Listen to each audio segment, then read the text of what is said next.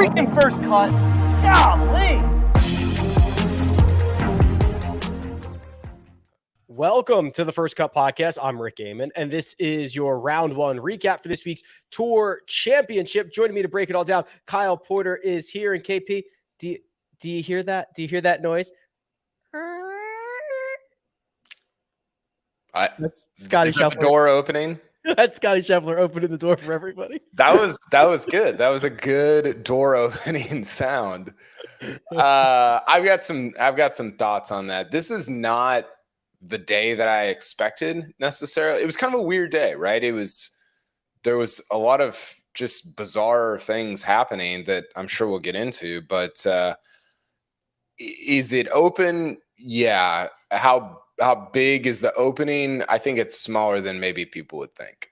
Okay, we'll get to that. There were a couple of very interesting happenings. The news around three-time FedEx Cup winner Rory McIlroy and his injured back came out with only a few guys on the golf course. Todd Lewis from the Golf Channel tweets out that Rory McIlroy injured the back at home earlier this week, had not hit a shot around Eastlake, but was going to give it a go. And then that turned us into live on the range with Rory McIlroy grimacing through shots.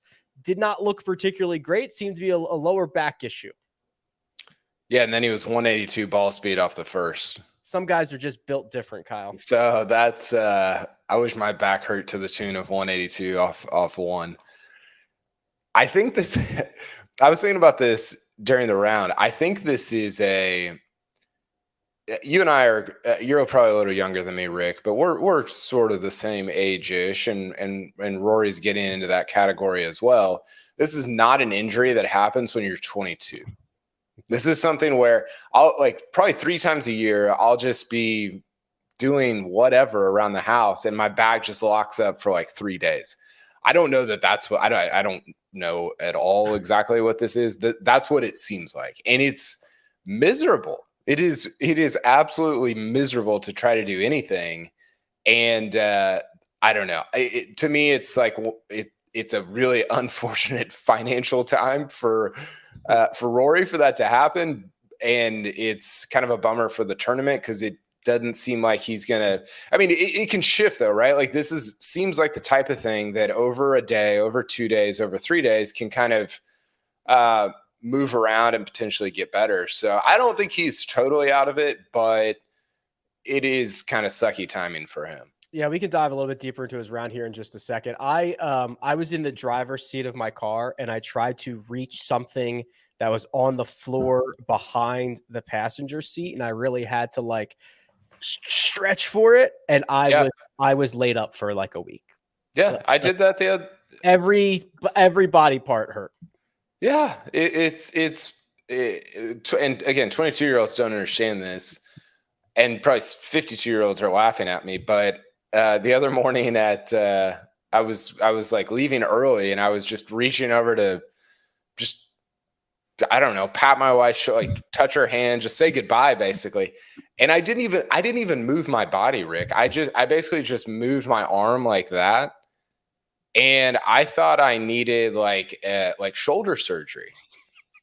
It was unbelievable. So I don't know, stuff like that just happens, and you got to be careful in your mid-30s. Be careful out there, Rory. Hope you're feeling better. We'll get to his rounds here in a second, but the big move came early in the day from a guy who started at 1 under par. Collin Morikawa goes out and puts the pedal to the metal. A 9 under 61 bogey free flies him up the leaderboard. Not only the lowest round he's ever shot on the PGA Tour, but in terms of strokes gained, it was the 4th best round of his career, KP. You look at what he did, vintage Morikawa on approach, 3.7 strokes to the positive there, and then nearly 2 more with the putter to get him into a 3-way tie for the lead with just 18 holes in the books. Yeah, it was really impressive. I mean, 11 threes is silly. Okay, so you said he's had 3 strokes gained rounds better than this over his career. I'm guessing Yes. they were all in his 6 wins or 5 wins or whatever it's been. No, so believe it or not, he didn't win in any of them. Really? Yeah. So his best round ever was this year's Players, the first round, gained 7.7 strokes to the field. Round 3 of the Memorial in 2021, he finished runner-up. I believe that was that in a. That was the Rahm Cantlay fiasco. Yep. Okay, so that was round 3. Round 2 of the Safeway, now the Fortinet, in 2019 was his third. And then before this, his 4th best round, he did win. It was the opening round, the Workday Charity Open. Okay. I'm interested to see that adjusted. Well, there's people in my house. I don't know who that is. Are they strangers? Well, it's my wife's in there, so probably not. It's not her. It's other people in addition to that. But I'm interested to see that adjusted to the field, right? Because this is an elite field. So to gain, what would you say, 7 point? I think the final number was 7.16 or something like that. That's different than gaining 7.16 at the Wyndham. For sure. Like very, very different. So yeah, I mean, it was awesome. You okay? Should we call the authorities? I don't know what's going on, man. Who do you think's going to win this tournament? Oh, not Rory. Not Rory. Oh, nice. Facts. So I think two things with Morikawa. One, he talked about finding something. I think it was either earlier this week or last week. He did a long, I read his transcript afterwards and he's like, I found something. I think it was Tuesday of this week. I found something. I can't tell you what it is. Cool. Why do they do that? I don't know. Because what you found is it's not usable for someone else, right? It's not like you found the hiding place for like a pot of gold and you don't want to tell anyone else because they can access it. It is completely custom and unique to you. Well, it's almost like the perfect game or no hitter in baseball. You just don't really want to say it out loud because then you feel like you'll lose it. Yeah, and you don't want to be asked about it constantly. And if it does go away in 2 days, now it's all you're ever going to hear about. Right. So yeah, that would happen. So I understand it from that perspective. So found something, and then the other thing, and I thought this was really interesting, just in terms of like what you and I talk about, Rick. He said, "I know my numbers have been really good this year, and that shows you that we're working on the right things, but I haven't won, and winning is different. Winning's a skill. Guys that have won will tell you like there's just something different about it." And this is what Mark hollers at us all the time about. And I'm in, like, winning is a skill. I don't deny that. So yeah, I thought that was a really interesting quote from somebody who has won a lot and also kind of been in a fallow period of not having won on the PGA Tour in over 2 years now. Collin Morikawa, part of a 3-way tie at the top of the leaderboard. Another guy at the top at 10 under is Keegan Bradley. Started the day at 3 under, fires a bogey-free 63 en route to getting in at 10 under par. And KP, he reiterated again after his round his burning desire to be on the United States Ryder Cup team, seemingly in an audition here at East Lake. Is he? I don't know. He was on my team, so he doesn't have to audition. I talked to several people this week, Rick. I don't know if you and I have talked about this over the last few days, but after talking to a number of different people, media, people closer to the Ryder Cup, I don't know, just a number of people. Sources, yes. I think the Ryder Cup thing is kind of set.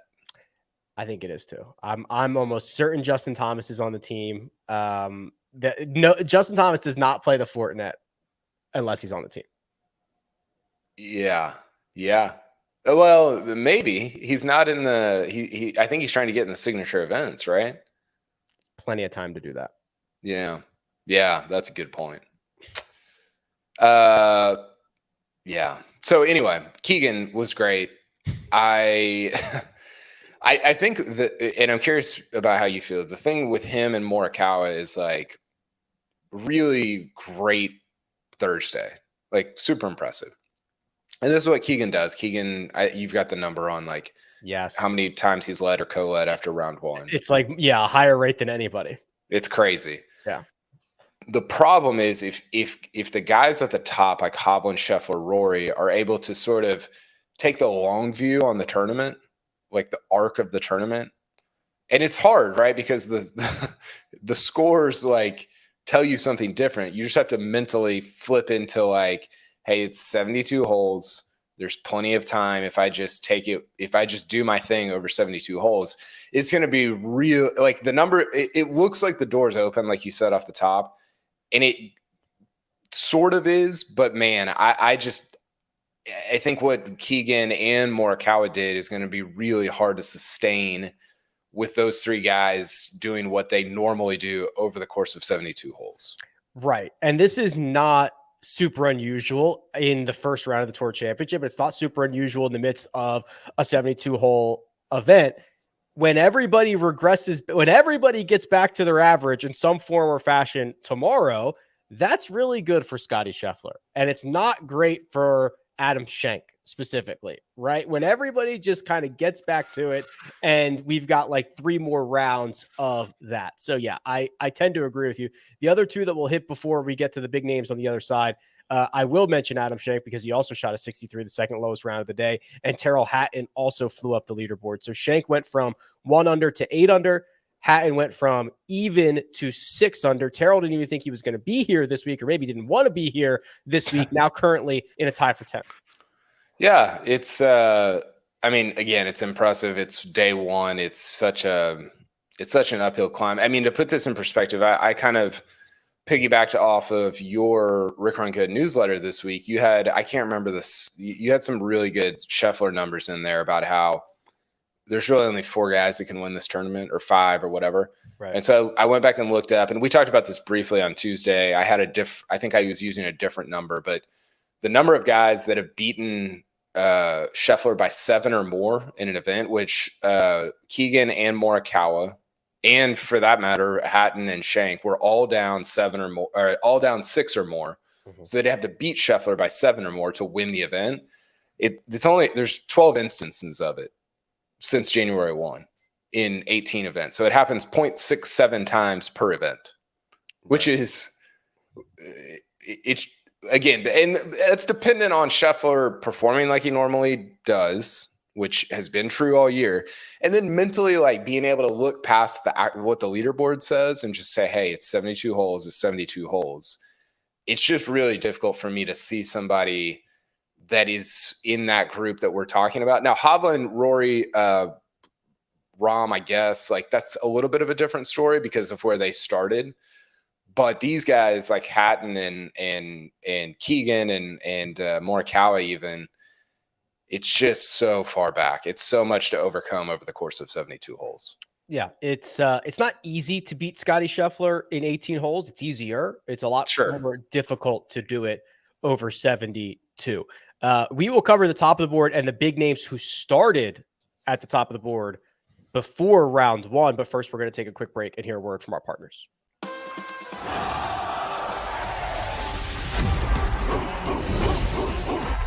Fight for something. First play of the game to the last play of the game. 1, 2, 3. And we got 2 of the hottest competitions. This is big time college ball. They're going to come. We're going to come. 2 big boys getting ready to play. Big, the operative word here. And here they come.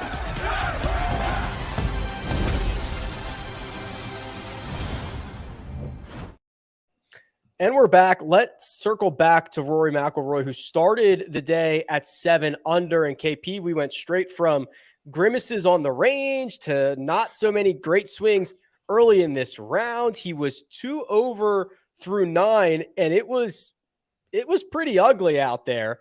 The good news is he was able to get this back on track on his second 9, shoot a 33 coming in despite a pretty ugly bogey on 18 that included a Schenk, and get this thing in at even par. Sorry, I'm just reading through his transcript. He said, I got here really early. I was always going to tee off. It was just a matter of how I felt on the course. It got progressively a little tighter as I went, but hopefully we'll get loosened up here. Another 20 or 18 hours of recovery. Let's see. A muscle spasm that's being protective of ribs, joints, and everything. The muscle spasm is what's giving me the discomfort. So the McRib might be back here. What's the treatment? Just anything and everything? Is it hot? Is it cold? Is it stimulus? Is it shoot it up? Is it all of the above? I think the cold thing, he mentioned the cold thing. I think that's something he's into right now. And in terms of, he talked about at the end of, like, in that transcript, talked about at the end of every year trying to protect it.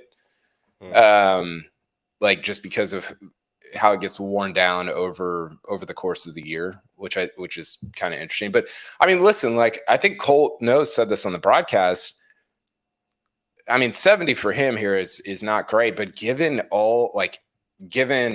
how he was feeling, not playing a practice round, Scheffler dropping back a little bit, and nobody really running away, it's not the end of the world. I thought he was going to WD, and he's still 3 back.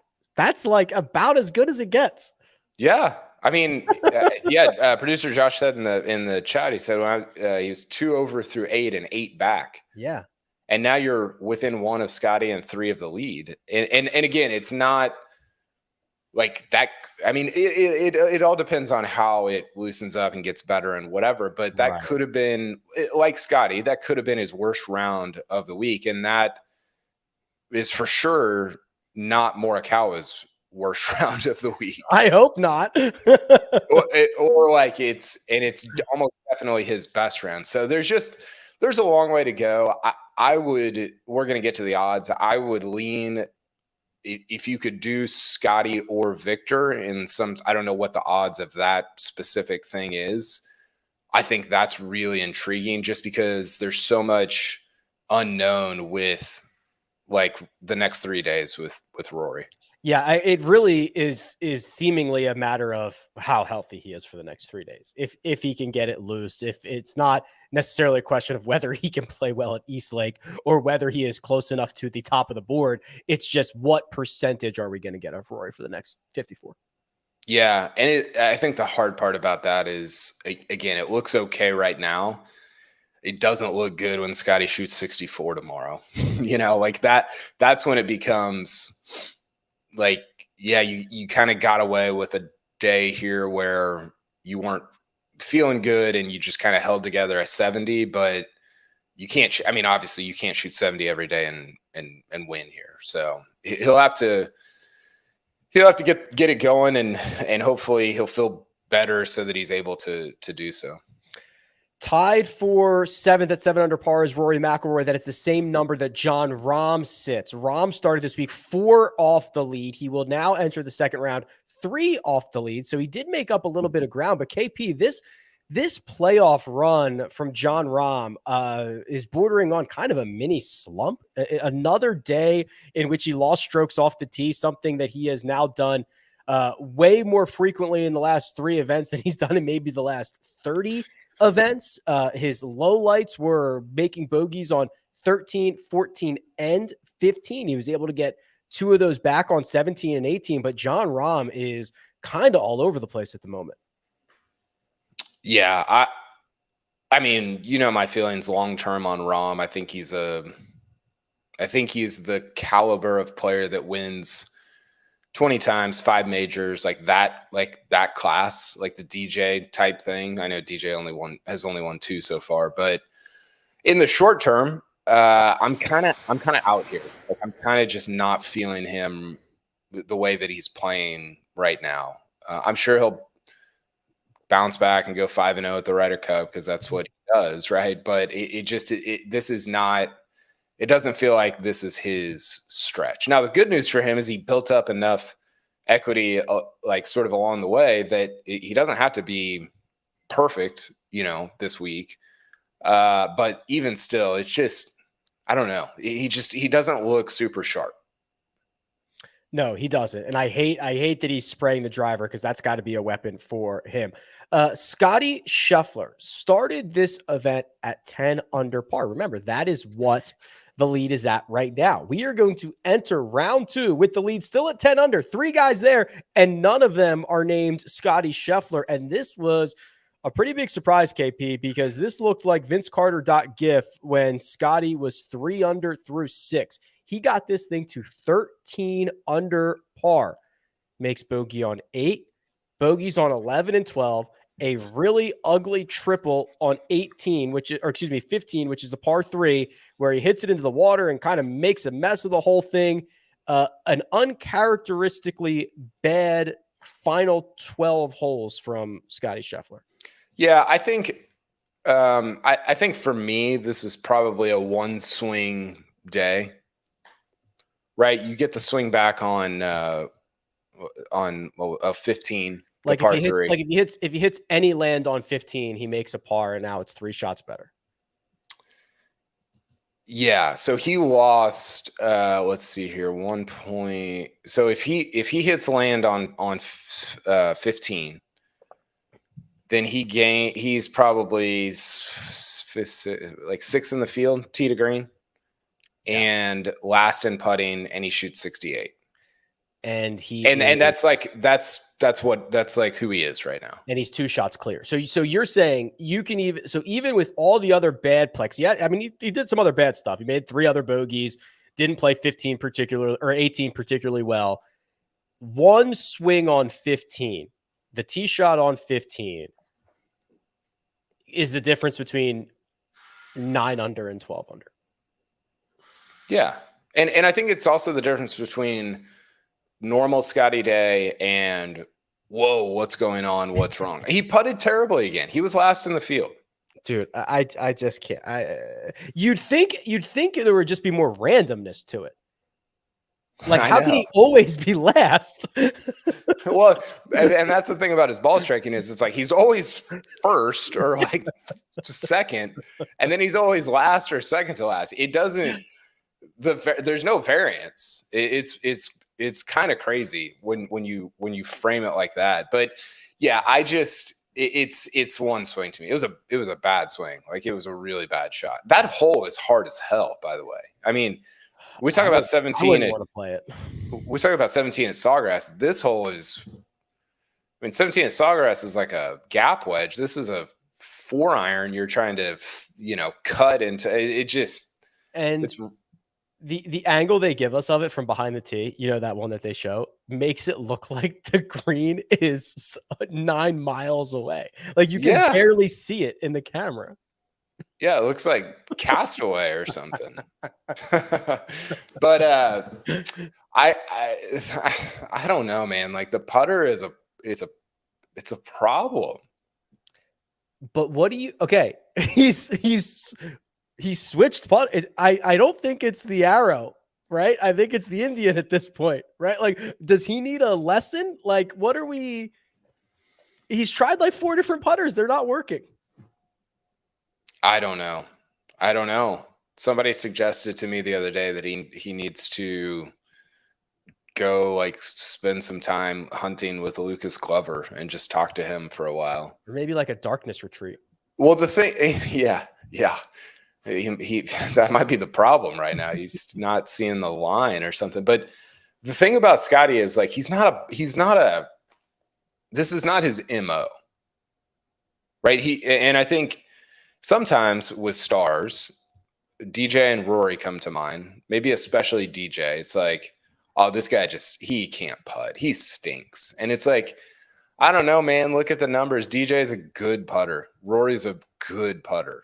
Are they Denny McCarthy? No, but they're very good putters. And I think that's what Scottie is, but he's certainly trying hard to kind of prove otherwise. And I think mentally he's mentally exasperated. I don't know if that's true.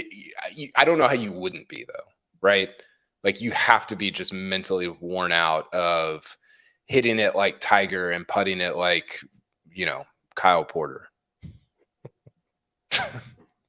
Scottie Scheffler 1 shot off the lead thanks to that Thursday 71. Our beautiful boy who started 2 shots back, closed the gap, shot a 2 under 68 to get into the 3-way tie for the lead at 10 under. Viktor Hovland. This was in the chaos of what Scottie Scheffler did.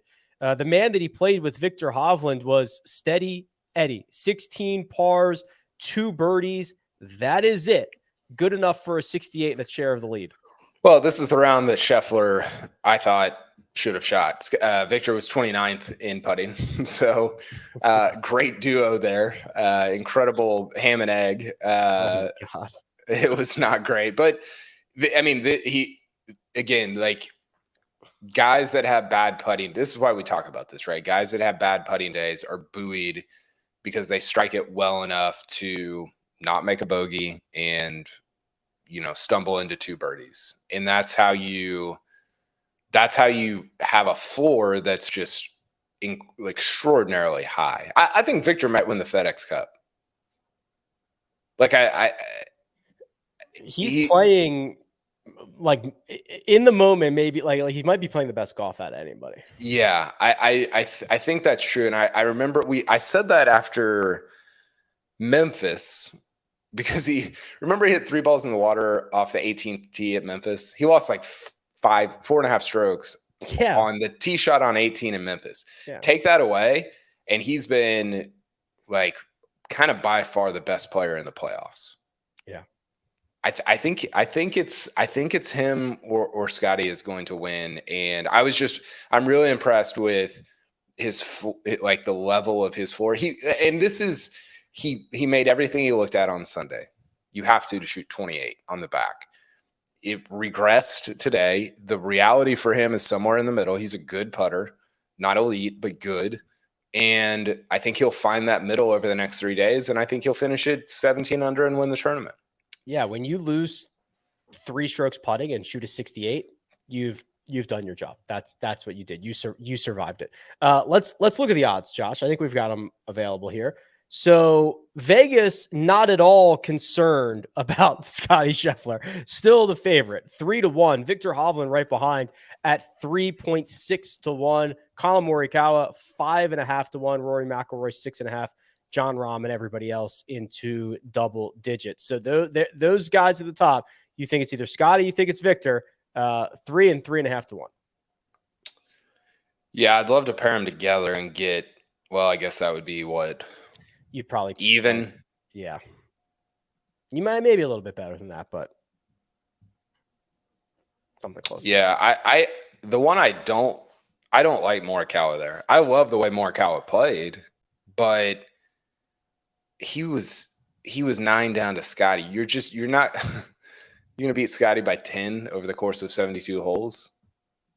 I mean, you did give tell everybody the math that you did. You had a great take on this and a really good angle. So lay the math out. Yeah, the gist of it is that what Morikawa did, which today was like a 95th percentile performance, like his 4th best round ever. Right. Just first off, it's not going to happen again. And all Scottie kind of has to do is play to his average or somewhere close to it. And he makes all of this back and then some, right? Like it's just, this is a sample size conversation to have. And when you get 72 holes, Scottie clips you more often than not. Yeah. And that, I mean, especially when he's up 9 on you to start. Yeah. So I hate that Morikawa number. Not because I'm fired up about him playing well and the Ryder Cup and all that, but it's just, it looks a lot better right now than I think it actually will turn out to be. I'm into this. I'm interested to see what. First off, Scottie gave us an opportunity for this. There's like a million guys within 3 shots of the lead. I'm very interested to see what Scottie does tomorrow. What this potential bounce back looks like. And this is much better than him shooting a 65 and running away with it. From it, not for him, but for me. Yeah, it's not. Yeah, for him, it would be that would be a lot better. I mean, can you imagine if he shot 64 today and he was 16 under, and Morikawa shot 61 and was down 6? I mean, Scottie was halfway there. I know. He was 3 under out of the gate. I know. Wow. Okay. Yeah. Anything else? No, I think that's it. Fun day. I'm glad it's close also, but I think it's a little fake close, like fake news after day one. There was something else that was similar to this where maybe it was Rory on Sunday at the Masters or something, where it was like his win equity never got higher than like 5%, but it felt like we were at like 50%, when in reality it just was never. It's like the Ryder Cup. Oh, I think maybe it's like a Ryder Cup argument you've made before. Yeah, it's like a Ryder Cup on Sunday where you're like, oh, it's getting close. And then 2 matches flip and you're like, oh, the U.S. is up 7. Like that's, it feels, and that's a good outcome, because I want things for myself or fans or whatever to feel close, to feel like fun and competitive and whatever, even though the math doesn't work for Morikawa right now, even though it feels like it should. Right. Yeah. Okay, well, we'll be back after round 2, round 3, round 4 to find out what the heck is going to happen at this Tour Championship. Big thanks to producer Josh, does all the hard work behind the scenes. Kyle Porter is available online at Kyle Porter CBS. You can find me at Rick Run Good. This has been The First Cut. We'll catch you next time.